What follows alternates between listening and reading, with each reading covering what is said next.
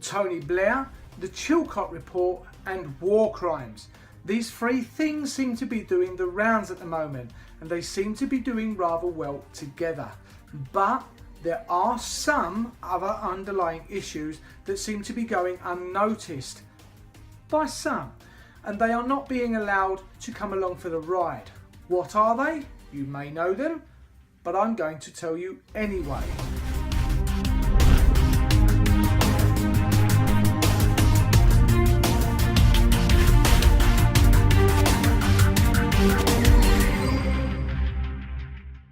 Tony Blair, according to the Chilcot Report, has lied about the Iraq War.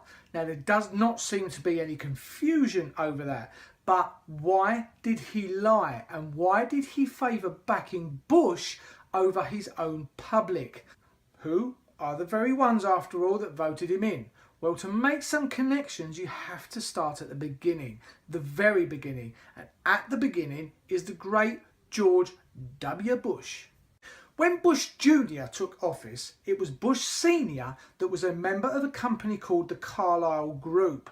And this company is reported to be, at the time, the most politically connected private equity firm ever, being made up almost entirely of ex-government officials.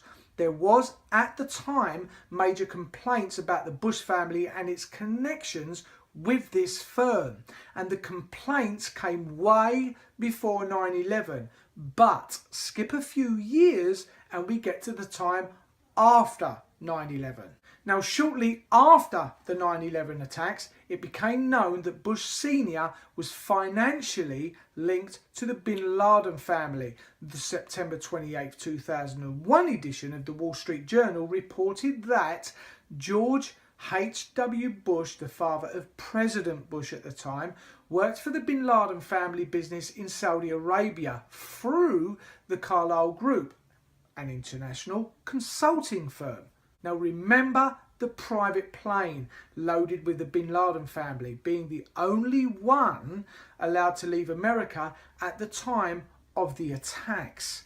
Again, according to the Wall Street Journal, the Bin Laden family invested $2 million in Carlyle Partners, which raised a total of $1.3 billion overall at the time. The fund purchased several aerospace companies among 29 deals.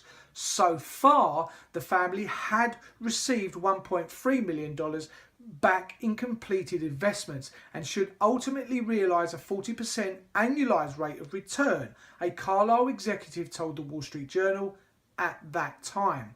And as reported on the website The International Coalition on September the 27th, the Wall Street Journal said it confirmed that a meeting took place between Bush Sr. and the Bin Laden family through Bush Sr.'s Chief of Staff, Gene Becker, but only after the Wall Street Journal showed Becker a personal thank you note that Bush Sr. sent to the Bin Ladens after the meeting. But here's a little known fact that again is as reported on the International Coalition website.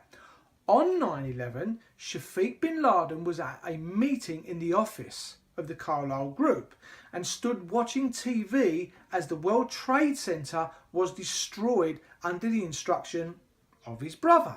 So Carlyle had investments in 300 companies, and quite a few of them derived revenues from military and security contracts.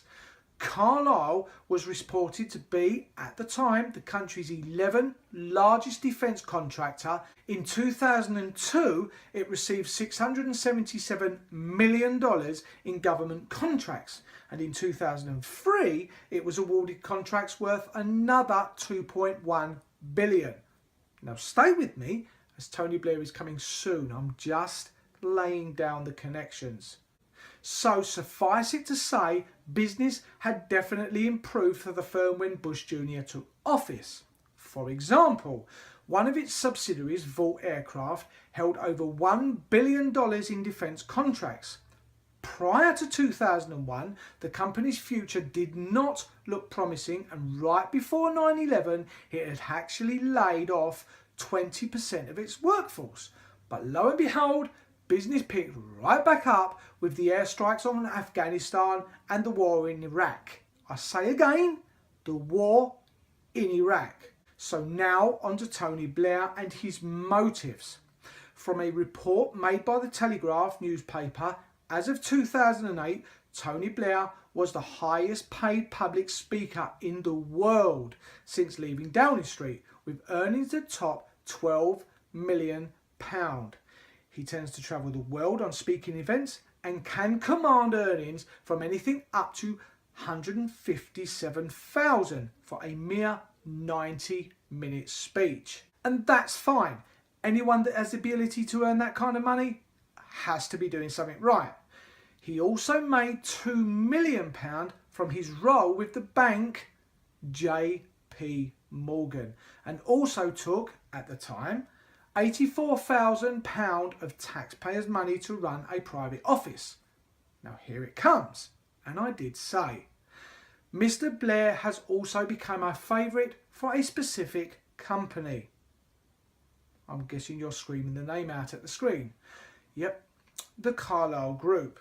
Now, as I said earlier, they are major investors in the military, and its board, as we may or may not know, has had members from the Bush family, and its European chairman was Sir John Major. Now, just before Tony Blair resigned from his post as PM, it became known in certain circles, and you may know, that he had been offered a job at the Carlyle Group. Whether or not he accepted the position, I don't know. I can't seem to find information on that. But, as is quite often the case with businessmen from all walks of life, certainly the ones I know, scratch my back and I will, with a fistful of dollars, scratch yours. Now, was Tony Blair promised this position whilst lying to the public about the Iraq War and the fact that he could go on to be a favourite speaker for the aforementioned company, which would lead him to earning a substantial amount of wealth as a result? But as well as the crime that seems to be looming over his head as a result of the Chilcot report, it may be unknown to a few, it may be well known to many, that he was also convicted by the Kuala Lumpur War Crimes Commission for crimes against peace following his lies in the run-up to the illegal Iraqi war. As yet, he has not been brought to justice over this. This might have something to do with the fact that he had a personal security force that amounted to £250,000 a year, paid by the UK government. But something else that goes in favour for Tony Blair, being a member of the Bilderberg Group. Have some of you heard of this? If you have, comment in the box below. But he denied back in 1998, when asked by Parliament if any members of his government had been members of this group. A fellow member named him, and he then admitted being a member, stating that it is a really useful group. That, and being a member of the Committee of 300, which has fellow members from the Rothschilds, Rockefellers and the Morgans banking family, which Blair is an advisor, as I have already said. David Cameron is also a member of the Committee of 300, as was, and maybe still is, David Miliband at the time of the last election. All in all, the connections stink, and they stink very bad. Has Tony Blair been more naughty?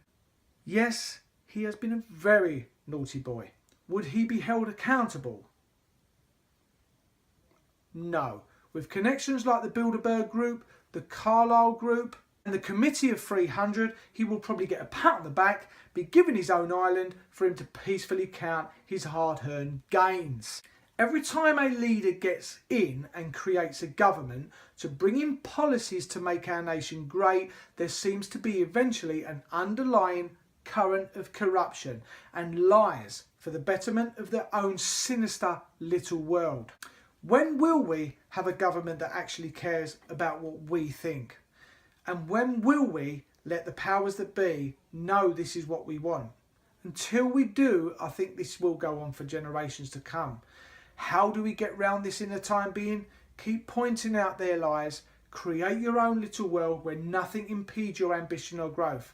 until they finally realise they actually have no power over you at all, and until as a nation we all see them for what they really are. Do you agree with what has been said in this video? If you do, click the thumbs up. Don't want to miss an episode? Then click subscribe, and I would like to thank you for watching, and I will see you again soon in the next upload. Bye bye for now. Now, shortly after the 9/11 attacks, it became known that Bush Senior was frantically